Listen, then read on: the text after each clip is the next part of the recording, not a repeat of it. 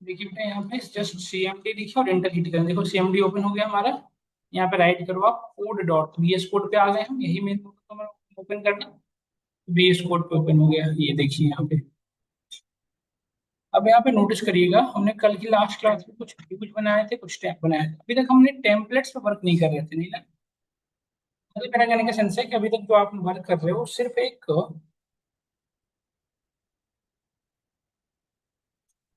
देखो, हमने deployment server को रन कराया और इसकी वर्किंग फ्लो कुछ ऐसे दिख रही है ना।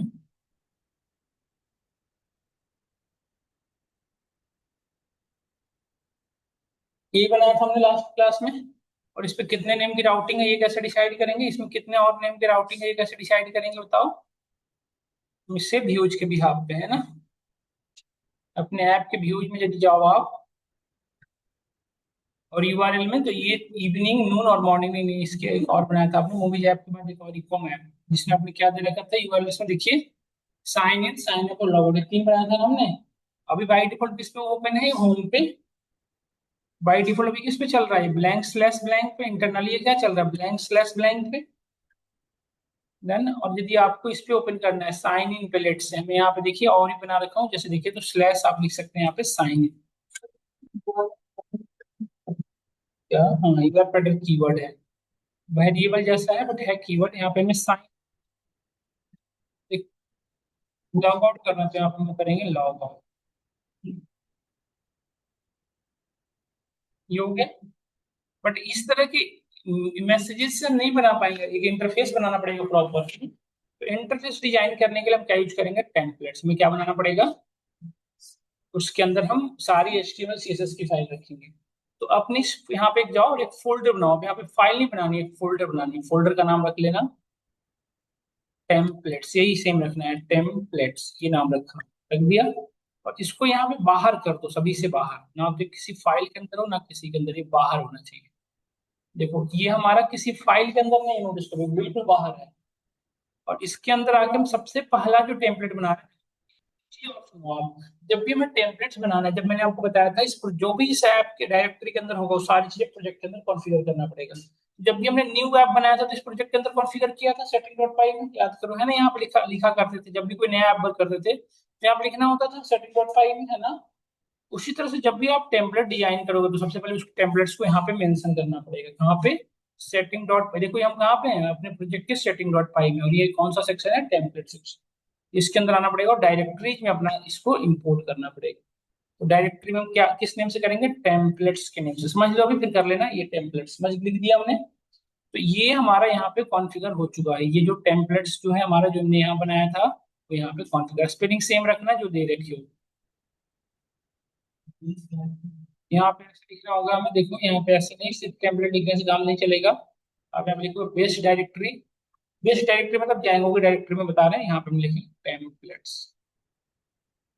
हम बता रहे हैं कि ये जो डायरेक्टरी है वहां से टेम्पलेट्स को अभी पिक कर लेगा, समझ में आया। तो ये करना पड़ेगा। अब इस टेम्पलेट्स के अंदर हम HTML CSS की फाइल रख सकते हैं, HTML की बेसिकली। हाँ, लगेगा नहीं अगर आएगा तो, मर गया। अब समझना ध्यान से, मैं एक कैलकुलेटर बनाना चाहता हूँ। कैलकुलेटर देख, हमने यहाँ पे एक HTML पेज बना रहा हूँ, राइट क्लिक न्यू फोल्डर और कैल्क डॉट HTML।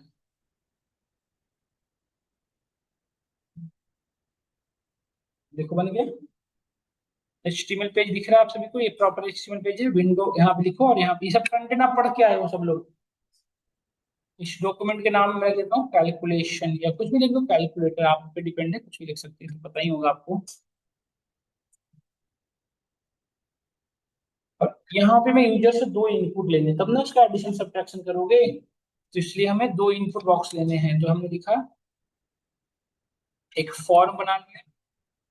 फॉर्म के अंदर एक्शन, इसके अंदर सिर्फ हमने लिखा भी inter first number, inter first number. User first number inter करेगा तो इनपुट लेने के लिए इनपुट टैग यूज करोगे। हमने इनपुट लगाया यहाँ पे।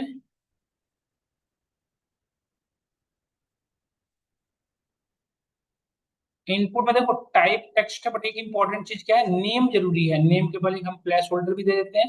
यहाँ पे लिखा है इंटर फर्स्ट नंबर। नेम देना, नेम का क्या इंपॉर्टेंट है, आप फ्रंट एंड पढ़ रहे हो तो बताना एक बार, नेम की क्या नीड होती है, नेम क्या हमें हेल्प करता है उसको एक्सेस करने में, एंट्री बॉक्स की जो वैल्यू है उसे एक्सेस करने में कौन हेल्प करेगा, ये नेम है ना। तो हमें एक तो ले लिया इनपुट, हमें एक और इनपुट लेना है, इसी कोड को मैं रीयूज कर लेता हूँ, दो हो गया, दो बार है ना। यहाँ आप लिखेंगे इंटर सेकंड नंबर, ध्यान से देखो। हाँ कर लो हाँ। हाँ नहीं तो ये टेक्स्ट आएगा तो फिर मैं इंटीजर में कन्वर्ट करना पड़ता है, टाइप में यहाँ पे टेक्स्ट की जगह पे नंबर ले लो, आप पे डिपेंड है ना। डन। यहाँ पे नहीं भी लेते तो टेक्स्ट वहां जाकर क्या कर लेते हैं, टाइप कास्टिंग इंट में कन्वर्ट कर लेते हैं ना, याद समझ गए ना क्या, नहीं समझे, वहां सब कर लेते हैं, तो इस कोई दिक्कत नहीं है। यहाँ तक समझ में आया। एक और मुझे बताना पड़ेगा, सबमिट बटन, इनपुट टैग बनना लगा दिया और यहाँ पे मैंने कर दिया सबमिट। इतना सबको समझ में आया होगा, और करता हूँ। अब देखो बेटा, ये जो यहाँ पे नोटिस करो, ये फॉर्म जो है ना, इस फॉर्म का सभी जितने भी फॉर्म्स बनाओगे जब भी आप जाएंगे, तो एक फॉर्म के अंदर मैंडेटरी टू थिंग्स है, two major factor, action and method. तो एक्शन जिस नेम का दोगे उस नेम से इसकी राउटिंग होगी, मतलब इस पेज को ओपन करने के लिए जो एक्शन में, तो वही हमें राउटिंग का नेम देना पड़ेगा। मतलब जैसे हमने यहाँ पे लिखा सपोज को कैल्क, तो इस पेज को ओपन करने के लिए, मतलब इस एचटीएमएल को पेज को ओपन करने के लिए हमें क्या लिखना पड़ेगा यहाँ पे, यहाँ पे स्लैश कैल्क। समझ में आया। और ये इंटर हिट करेंगे तो कौन सा पेज ओपन होगा, वो। तो मतलब ये पेज की जो जिस नेम से एक्शन होगा उसी नेम की राउटिंग करनी पड़ेगी, कहाँ राउटिंग करेंगे, यूआरएल में। ये ध्यान रखना है। हाँ मैं ऐप वाले में, क्योंकि अब वो पूरी जितनी भी टेम्पलेट्स है ना वो अब हो गया कनेक्टेड। अब जिस टेम्पलेट्स जिस एप्लीकेशन में जिसको यूज करना है, अभी यूज कर लो, बता दो कैसे, यहाँ तक समझ में आया। अब इसमें एक चीज और देना होता है, मेथड। अभी मेथड के लिए छोड़ो फिलहाल। दो तरह के मेथड होते हैं, गेट एंड पोस्ट। अभी फिलहाल मैं कौन सा मेथड यूज कर रहा हूँ, गेट। बताता हूँ दोनों में क्या डिफरेंस है। अब अपने ऐप के अंदर आ जाओ, ऐप के अंदर आ चुके हैं हम, यहाँ पे देखो यूआरएल है, यहाँ पे यूआरएल।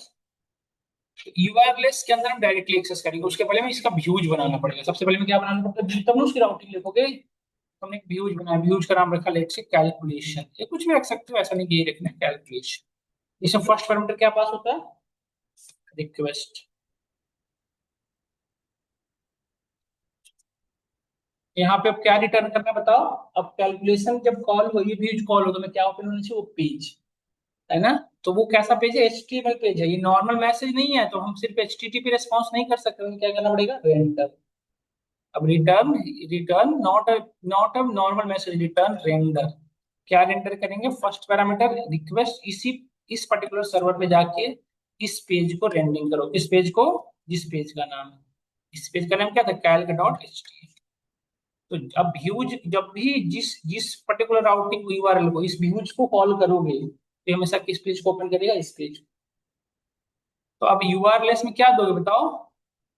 उस पेज को ओपन करने के लिए हमने लिखा पाथ स्लैश डबल, यहाँ पे देखो हमने लिखा यहाँ पे कैल्क स्लैश, कैल्क स्लैश जब भी लिखो तो क्या ओपन होना चाहिए, व्यूज डॉट वाट, अभी जो बनाया हमने कैलकुलेशन, समझ में आया। तो जब भी कोई कैल्क स्लैश करेगा तो कौन सा पेज ओपन होगा, व्यूज डॉट कलेक्शन, देखो वो हमने लिखा स्लैश कैल्क। क्या ओपन करता हूँ, ये पेज ओपन हुआ देख रहे हो आप। इसमें थोड़ी सी फॉर्मेटिंग और करनी चाहिए थी, हम बहुत ज्यादा एचटीएमएल में बहुत ज्यादा हमने वर्क नहीं किया, देखा ना ये सब। इसको और कैसे ठीक कर सकते हो बताओ, सेंटर वगैरह कलर वगैरह लगा सकते हो, लगा लेना आप लोग। मैं फिलहाल ब्रेक लगा के काम चलाता हूँ।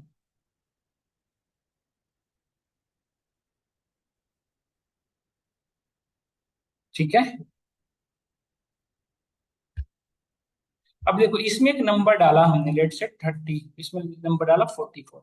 अब जब सबमिट पे क्लिक करोगे बेटा, तो सबमिट पे क्लिक करते अब उसको, जैसे ही सबमिट पे क्लिक करोगे तो अब नेक्स्ट राउटिंग किस नेम से होगी, जिस नेम से एक्शन दे रखे हो। मतलब फॉर्म ओपन करने के लिए तो हमने उस पर राउटिंग कर दी, बट अब सबमिट पे बटन पे क्लिक करेंगे तो ये किसको ढूंढेगा, कैल। तो यदि हमें एडिशन लेट से, तो यहाँ पे आप नेम वट एवर रखा ऐड, तो ये ऐड को ढूंढेगा। तो अब क्या हो जाएगा यहाँ पे कैल्क स्लैश, अब देखो जैसे ही सबमिट पे क्लिक करेंगे तो आपको यहाँ पे लिखा हुआ दिखेगा, क्या देखो, देखो नोटिस करना आप। देखो क्या ढूंढ रहा है, कैल्क स्लैश के बाद num one and num two की एडिशन करना। एक बार रिफ्रेश करके दोबारा चलाते हैं, देखना है यहाँ पे।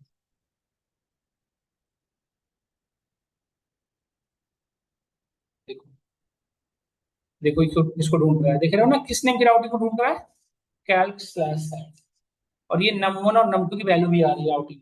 ये इसलिए आ रही है क्योंकि मेथड कौन सा यूज कर रहे हैं, गेट। मेथड कौन सा यूज कर रहे हैं, गेट। बट यदि हमें डेट, क्योंकि आप देखे होंगे हम चाहते हैं, देखो एक्शन तो होता है, आप देखे होंगे जो भी किसी भी वेबसाइट में जाओ तो slash sign in slash download होता है, बट मेल आईडी को पासवर्ड थोड़ी ऊपर में लिखा हुआ दिखता है। जैसे आप मेल आईडी और पासवर्ड लिख के साइन इन पर क्लिक किए तो क्या मेल आईडी ऊपर में दिखता रहता है, नहीं ना। बट हम जबकि हमारे केस में तो क्या यूज हो रहा है, ऊपर में डेटा दिख रहा है, ऐसा तो नहीं होना चाहिए। कि ऐसा इसलिए हो रहा है क्योंकि हम क्या यूज कर रहे हैं, मेथड गेट। यदि इस चीज को हमें सिक्योर करना है तो हमें क्या यूज करना पड़ेगा बेटा, हम यहाँ मेथड क्या यूज करेंगे गेट की जगह पे, बताओ। समझ में आया गेट पोस्ट में डिफरेंट। अब ये पोस्ट मेथड हमने पोस्ट कर लिया तो अब देखना इसमें क्या इम्पैक्ट होगा इसकी वजह से। देखो अब देखो, देख रहे हो ना डेटा नहीं दिख रहा, सिर्फ इस नेम की राउटिंग दिख रहा है। तो अब हमें क्या करना पड़ेगा, इस नेम की राउटिंग बनाना पड़ेगा, क्योंकि कैल्क स्लैश ऐड नेम की तो राउटिंग ही नहीं है, इसलिए क्या दिख रहा है, एरर लिख रहा है। तो हमें इस नेम की राउटिंग बनाना पड़ेगा। अब इस राउटिंग के भी आप जो भी यूज चाहो परफॉर्म कर दो। नहीं, अब देखो यहाँ पे हमने यहाँ तक कर लिया। अब हम क्या कर रहे हैं, ध्यान से देखना है कि मैं व्यूज अगेन बना रहा हूँ, ध्यान से नोटिस करना। डेफ ऐड नेम का इसमें भी बना सकते थे हम। और फर्स्ट पैरामीटर हमने लिया रिक्वेस्ट। देखो अब हमें वो डेटा को एक्सेस भी तो करना है, यहाँ पे वो डेट जो यहाँ पे जो ये डेटा है इस पे सर्वर पे, तो इसको एक्सेस भी करना है हमें। नहीं, जैसे इस पेज पे जो डेटा डालोगे उसको मैं एक्सेस करना तब ना एडिशन कर पाएंगे। तो इस डिप्लॉयमेंट सर्वर से नॉर अपने इसमें डेटा लाने के लिए हमें यूज करना पड़ता है। देखो वेरिएबल n1, और वहां पे मेथड कौन सा यूज किए थे, पोस्ट ना। तो यदि वहां पे पोस्ट मेथड यूज किया तो यहाँ लिखोगे पोस्ट, यदि गेट मेथड यूज किया तो यहाँ लिखोगे गेट। समझ में आया। और यहाँ पे आप ये दे दोगे नेम, जिस नेम का बना हुआ है। तो यहाँ पे इसका नेम क्या दे रखे थे बताओ, गेट का और पोस्ट दोनों का यूज एक ही है, दोनों का यूज है हम डिप्लॉयमेंट सर्वर से डेटा को कैरी करने के लिए। बट एक में एक गेट क्या है, सिक्योर तरीके से डेटा को नहीं रखता, क्योंकि गेट जो है ना एचटीटीपी फॉलो करता है, पर टेक्स्ट ट्रांसफर प्रोटोकॉल। जबकि एचटीटीपीएस क्या फॉलो करता है, हाई एचटीटीपीएस फॉलो करता है, इसलिए वो डेटा क्या हो जाती है हमारी सिक्योर। इतनी बात समझ में आई। अब देखो हम यहाँ पे व्यूज बना रहे थे, कहाँ बना रहे थे, इसमें बना रहे थे ना। तो इसमें नेम, अब उसकी डेटा कैसे एक्सेस होगी, जिस नेम से वहां पे दे रखे थे, इसीलिए मैंने बता रहा था कि वहां पे नेम का क्या यूज है एचटीएमएल पेज पे, क्योंकि डेटा लानी। ठीक है, तो एक डेटा ले आए, उसी तरह से हमें दूसरी डेटा लानी पड़ेगी, दूसरी डेटा भी लेके आ गए। ये क्या होगा n1 n2, इसकी वेरिएबल का नेम क्या होगा, num1 की जगह पे क्या हो जाएगा num। अब मुझे इसका ऐड करना है, तो ऐड करने के लिए क्या करोगे बताओ, एक वेरिएबल ले लिया हमने रिजल्ट res, रिजल्ट को क्या करेंगे n1 प्लस, समझ में आया। और इस अब देखो रिजल्ट को, अब हमें रिजल्ट को रिटर्न करा, तो हम फिर से वही रिटर्न रेंडर। देखो अब यदि सेम पेज पे करना है तो यहाँ पे सेम पेज पे लिख दोगे। यदि सेम पेज से लेट से मैं सेम पेज पे ले जाना हो तो हम क्या लिख देते, फाइल का नाम क्या है, कैल्क डॉट एचटीएमएल, क्या है नाम, यही ना। तो इस पेज पे क्या, अब यहाँ पे इस पेज पे क्या भेजनी है बताओ, इस वेरिएबल की वैल्यू भेजनी है ना आरईएस की। तो जब भी कोई पाइथन के वेरिएबल को डिप्लॉयमेंट सर्वर पे भेजना है तो यूज करना पड़ता है डिक्शनरी। क्या यूज करेंगे हम, यहाँ पे हमने रखा डीएफ, डेटा का नाम, उसकी वैल्यू क्या है आरईएस, डिक्शनरी फॉर्मेट में। तो डीएफ की वैल्यू क्या हो जाएगी आरईएस, आरईएस की वैल्यू क्या है, जो है रिजल्ट होगा। मतलब हमारी इस पेज पे, किस पेज बताओ, कैल्क जो पेज है इस पेज पे हमारा क्या एक्सेसिबल हो गया बताओ, इस पेज पे हमारे लिए क्या एक्सेसिबल हो गया, इस डीएफ की वैल्यू, की और वैल्यू में क्या एक्सेस होता है, की ना। तुम्हारे लिए क्या एक्सेसिबल हो गया, की। तो हम इस पेज पे यदि हमें आउटपुट दिखाना हो तो हम यहाँ पे दिखा सकते हैं, देखो ऐसे, इसके नीचे गए फॉर्म से बाहर आके नॉर्मल से h1 टैग लगाए, और result is equal to, result is equal to what, बताओ क्या होना चाहिए रिजल्ट, रिजल्ट क्या होना चाहिए, रिजल्ट का क्या होना चाहिए बताओ भैया, रिजल्ट यही होना चाहिए ना, अभी कहा था रिजल्ट क्या होना चाहिए, यही ना आरईएस, यही ना टीएफ यहाँ पे जो पास किए हो। तो result is equal to what, DF, DF क्या है, पाइथन का की है ना, डिक्शनरी की। ये क्या है, डिक्शनरी है ना, और ये डिक्शनरी का की है। तो डिक्शनरी का की यदि आप एचटीएमएल पेज पे एक्सेस करना चाहते हो तो हमें फॉलो करना पड़ता है डंडर मेथड। क्या फॉलो करते हैं, जब भी पाइथन का वेरिएबल हमने एचटीएमएल पेज पे एक्सेस करना है तो क्या यूज करते हो, डंडर। डंडर, ये डबल जो डबल करली ब्रेसेस दिख रहा है ना आपको, इसे क्या कहते हैं, डंडर मेथड, इसे क्या कहते हैं हम। और यहाँ पे उस वेरिएबल का नेम लिख दो जिसको एक्सेस, हमने यहाँ पे क्या लिख दिया, दिया।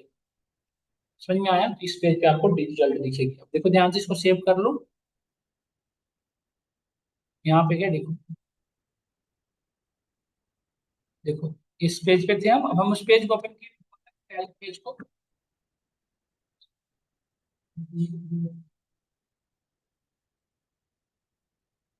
तो ये कॉमा एडी आ गया ना यहाँ पे ये गड़बड़ होगा।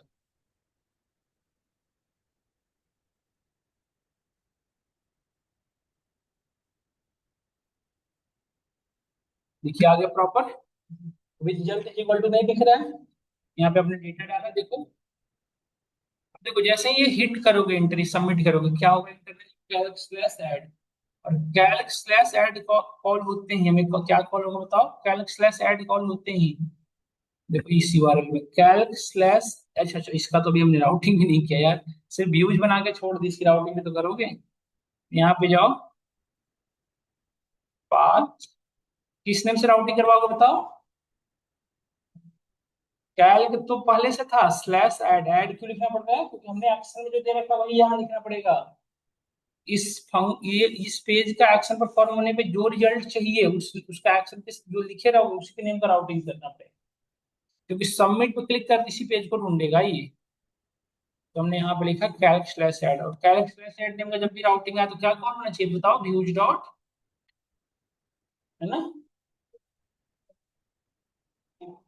कैल्क बेटा बाय डिफॉल्ट इसी पेज पे ओपन हुआ है ना, कैल्क स्लैश से राउटिंग हो रही है, तो अब सबमिट जो चलेगा ना, सबमिट इसके बाद से चलेगा, कैल्क स्लैश के बाद से। देखो,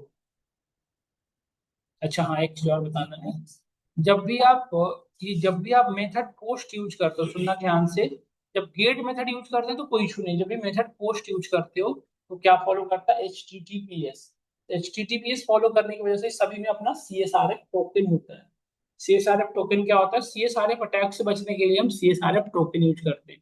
सी एस आर एफ टोकन एक यूनिक आईडी होती है जो हर बार न्यू जनरेट होती है, जब भी पेज ओपन होता है हर बार वो न्यू जनरेट होती है। इससे क्या फायदा है कि हमारी सिक्योरिटी प्रॉपर बनी रहती है, मतलब हमारी वो डेटा मिस वो नहीं होता है ना, मिसगाइड नहीं होता।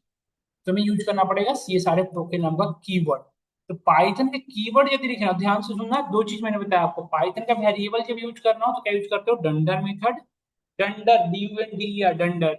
और पाइथन का यदि आपको कीवर्ड एक्सेस करना हो, यूज करना हो तो क्या यूज करते हो, जिंजा। परसेंट परसेंट में लिखते हो जिंजा, इसे कहते हैं। यहाँ पे हम लिखेंगे, क्या लिखेंगे बताओ, C S R F token. यहाँ पे हमने लगा दिया C S R F token, ठीक है। तो ये हर बार नया बनेगा, ये पाइथन का कीवर्ड है। अब देखना ध्यान से, अब देखो वैल्यू डाला हमने, अब देखिए ये क्या कर रहा है, 33 44, ये क्या कर रहा है, ये तो कॉनकैट कर दे रहा है। इसको ठीक कैसे करेंगे आप, व्यूज में जाओ, इसको ऐसे ठीक करेंगे बताओ सब लोग। इससे में किस में कन्वर्ट करना पड़ेगा, एंड में।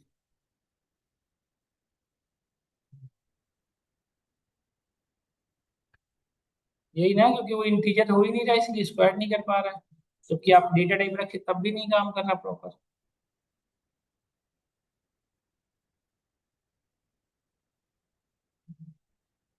देखो 55 और 20 कितना होगा, क्या हो गया, 55 और 20 लिखा और इंटर हिट किया, देखो, देखो आउटपुट आ रहा है ना।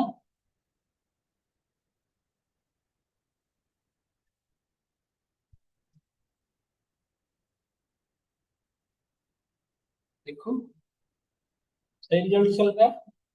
ये सुनो बताओ सब लोग, समझ में आया।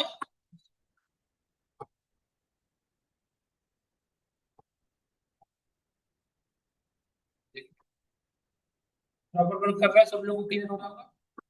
अब मुझे इससे बात, जैसे आप जानते हो ये चीजें, देखो प्रॉपर वर्क कर रहा है। अभी जैसे रिजल्ट मैं चाहता हूँ किसी और पेज पे भेजना, मतलब ये सेम पेज पे ना हो, तो कैसे करोगे, तो पहले वो पेज बनाओ जिस पेज पे आपको भेजना है। तो जैसे यहाँ पे हमने पेज बना लिया, इस पेज का नाम रख लिया हमने result.html। क्या रख लिया इसका नाम? देखो इसमें राइट क्लिक, न्यू फाइल, इसका नाम रख लिया result.html। ठीक है।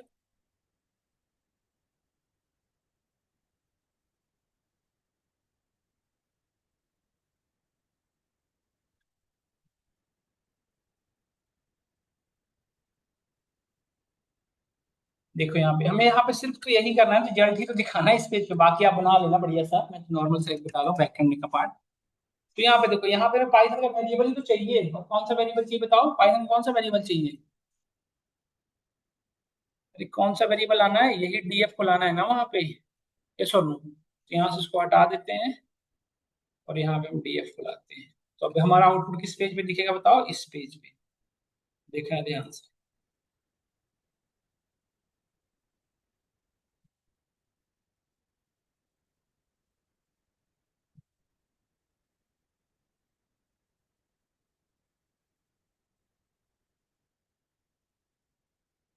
पेज ओपन किया, डेटा डाला।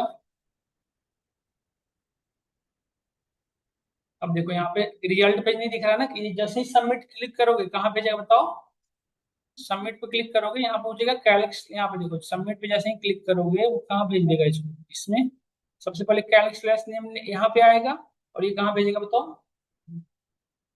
तो व्यूज डॉट ऐड यही रहा ना, व्यूज में आ गया देखो ऐड। और ऐड का काम क्या है? N1 N2 ऐड करने का। कहाँ भेज देगा बताओ?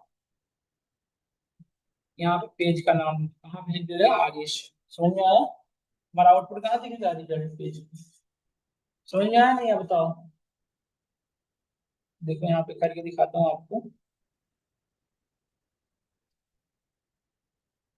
देख रहे हो रिजल्ट अलग पेज पे आ रहा है ना ये चीजें? क्या समझ में आ रहा है सबको या नहीं आ रहा बताओ?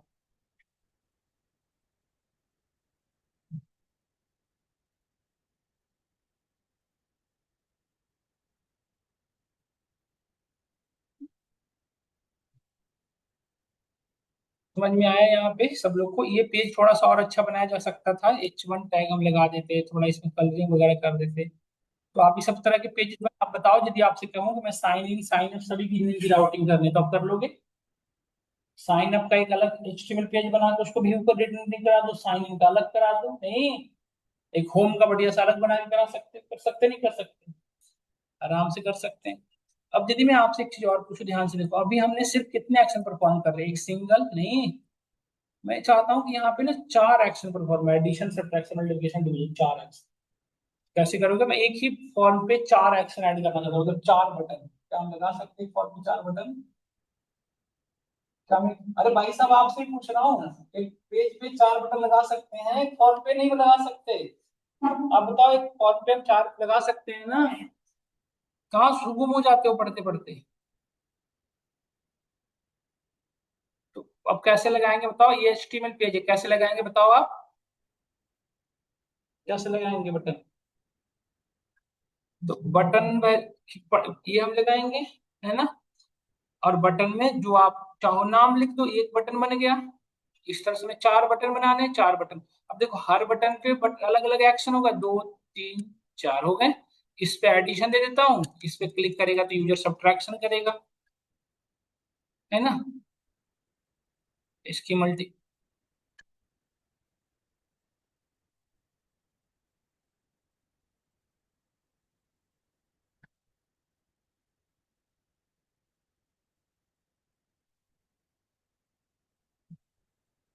डिवीजन, है ना? अब देखो ये ठीक है, इसका तो कर दिया, बट सभी का एक्शन देना पड़ेगा ना। कब बटन पे क्लिक करने पे क्या एक्शन होना चाहिए? तो इसको कैसे देते हो बताओ? बटन में एक्शन कैसे लगाते हैं? Form action. तो अब यहाँ पे ऐड, एक तो फॉर्म एक्शन दे दिया यहाँ पे ऐड। जब यहाँ पे बटन बनाओगे ना, तो यहाँ पे एक्शन देने की जरूरत नहीं है। यदि फॉर्म में एक्शन दे तो फिर वहां पे एक्शन क्यों दोगे? ये और नो? तो एक फॉर्म एक्शन वहां दे दिया, दूसरा फॉर्म एक्शन यहाँ दे रहे हैं देखो। इसमें अब देखो एक का तो बना हुआ है हमारा फॉर्म एक्शन, बाकी का तो बनाना पड़ेगा ना। जैसे कैरेक्टर साइड नेम का तो बना था सब कुछ, बट इसका तो बनाना पड़ेगा ना। किसका? सबका बनाना पड़ेगा आपको। इसका मल्टीप्लिकेशन का भी बनाना पड़ेगा आपको, है ना?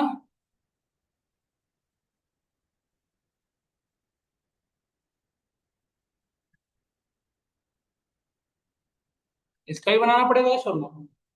देखो, तब देखो बेटा, अब यहाँ पे समझो इसकी नेम की राउटिंग किस नेम से करोगे बताओ। जैसे देखो इस पेज पे आओ तब समझ में ज्यादा अच्छे से आएगा। देखो आ गया। देखो यहाँ पे वैल्यू डालो, तो ये तो एडिशन कर दे रहा है, तो इसका इसका नेम क्या हुआ बताओ, कैलक स्लैश ऐड, क्योंकि फॉर्म एक्शन क्या दे रहे थे, ऐड। तो कैलक स्लैश ऐड हो गया।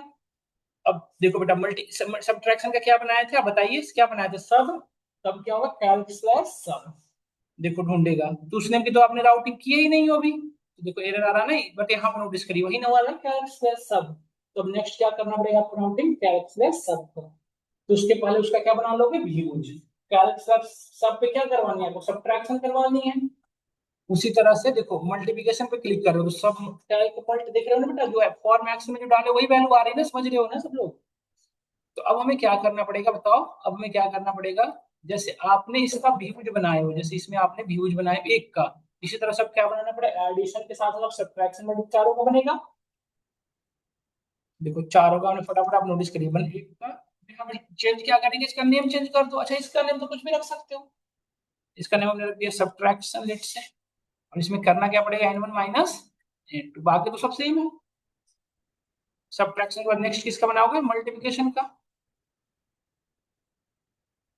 व्यूज का नाम हमने रख लिया लेट से मल्टीप्लाई। और यहाँ पे करना क्या पड़ेगा, मल्टीप्लाई बस। रिजल्ट तो उसी पेज पे भेजना है, इसलिए रहने देते हैं सब चीजें ऐसे ही। अब एक बच गया क्या, डिवीजन का। ठीक है, बना दिया हमने डिव का, ठीक है। अब यहाँ पे सिर्फ क्या करना है, डिवीजन, बस हो गया ना सबका, ये सोना बताओ। अब दूसरा काम क्या करेंगे बताइए आप लोग, बताओ दूसरा काम क्या रह गया, सभी का राउटिंग। नहीं तो राउटिंग करने के लिए कहाँ जाना पड़ता है, यूआरएल में।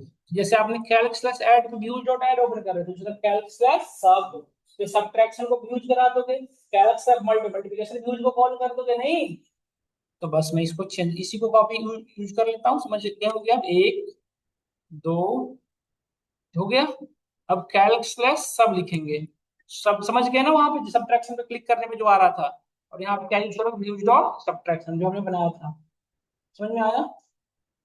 अभी जो बनाया हमने यहाँ पे याद होगा, ये जो हमने बनाया था अभी व्यूज में नहीं, ये जो बनाया अभी ये कॉल करवाना तो इसे कर दिया। नेक्स्ट मल्टीप्लाई कैसे करके हम बनाते चले जाएंगे, देखो।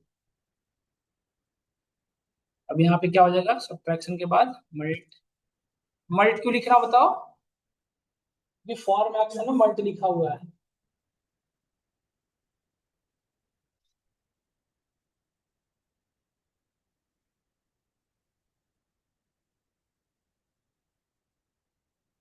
समझ गया।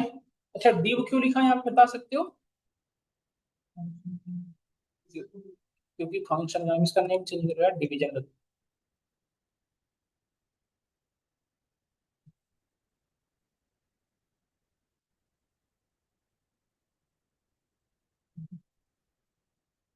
ये तो ठीक है, नहीं सॉरी, ये तो ठीक है, यहाँ गलत है ना, समझ गए।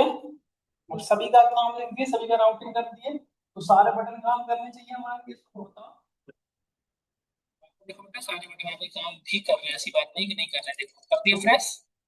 अब देखो 60, 60 यहाँ पे वैल्यू रखा 22। ऐड करोगे तो क्या होगा देखो, 82। सब्ट्रैक्ट करोगे तो क्या होगा बताओ, 38। इसकी वैल्यू थोड़ा अब छोटा रखते, मल्टीप्लाई करेंगे तो 600 आना चाहिए, आ रहा है। डिवाइड करोगे तो क्या है बेटा, 6। समझ में आया, लेकिन यहाँ पे देखो राउटिंग सब बार हर बार अलग वही हो रही जो वहां पे लिखे थे हम, देखिए। देखो राउटिंग है ना, देखो समझ गए होंगे सब लोग। अब इसको थोड़ा सा ना घर पे जाके देखो, अभी नॉर्मली मैंने ये बनाया है, ये बहुत अच्छा फ्रंट एंड पे मैंने काम नहीं किया। आप लोग फ्रंट एंड पढ़ रखे हो, इसको क्या करना है कि ये जो आपके सामने जो दिख रहा है इसको यहाँ पे मत रखना है, इसको यहाँ से उठा के कहाँ रखोगे, सेंटर पे बढ़िया सा बनाना, सेंटर पे लोगो वगैरह लगा देना, कुछ कैलकुलेटर बढ़िया सा लिख देना। और इसको बढ़िया से यहाँ पे एंट्री बॉक्स बना के बटन दे देना सभी का। और खुद से बढ़िया से सब लोग बना के आना कल की क्लास में। रिकॉर्डिंग अपलोड कर रहा हूँ, मैं ज्यादा आगे नहीं बढ़ता हूँ, यहीं तक रखता हूँ। कर लोगे ना सब लोग इतना काम। तो आज हमने क्या क्या पढ़े बताओ, एक बार हमने आज हमने लास्ट क्लास तक हमने नॉर्मल मैथ यूज करा है, normal this is sign in page, sign up page, normal HTTP response दे रहे थे। आज हमने एचटीएमएल पेज को रेंडरिंग की, रेंडर करके देखा ना। अच्छा इसे रेंडरिंग क्यों कहते हैं, देखो रेंडरिंग पूछा है, व्हाट इज द रेंडरिंग। तो रेंडरिंग क्या होता है, सुनो ध्यान से, इस HTML पेज पे बेटा inter first number second number, तो ये जो बटन है ये तो फिक्स है, हमेशा यही पेज यही रहेगा। तो जो डेटा फिक्स है तो उसे क्या कहते हैं, स्टैटिक डेटा। और इसके अंदर जो वैल्यू डाल रहे हो वो तो चेंजेबल है ना, कभी कभी 40 कभी कुछ भी डाल सकते हो, तो वो डेटा डायनेमिक है। तो स्टैटिक और डायनेमिक तो उसे क्या कहते हैं, rendering। अब this process is called rendering. समझ गए ना, स्टैटिक डायनेमिक पेज के एक साथ काम करना को क्या कहते हैं, रेंडरिंग। समझ में आया नहीं आपका?